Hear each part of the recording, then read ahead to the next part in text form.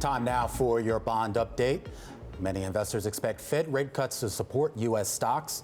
But how much room is there for such support? Joining us right now to take a look at this is Lisa Abramowicz. Yeah, Romaine, this has been one of the big questions that I've had, which is just how much support will U.S. equities get from Fed rate cuts, given how low rates are and given the fact that we are late in this credit cycle.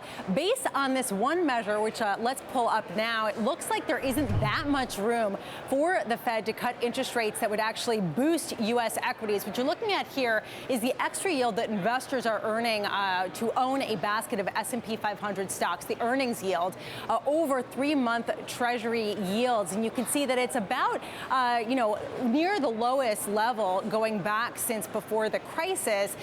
Just to give you some kind of sense of how much more or how much less people are earning, you're earning about 3 percentage points more on an earnings yield basis to go into the S&P 500 than risk-free 3-month rates.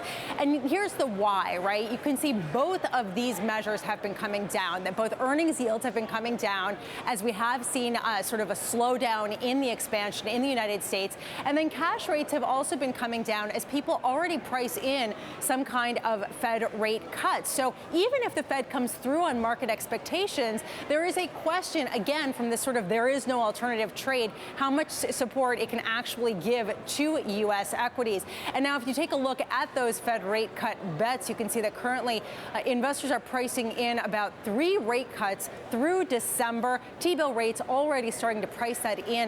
So again, once the Fed actually makes these moves, there are a lot of questions and concerns that the upside to U.S. equities simply on the Fed rate cuts could be potentially limited.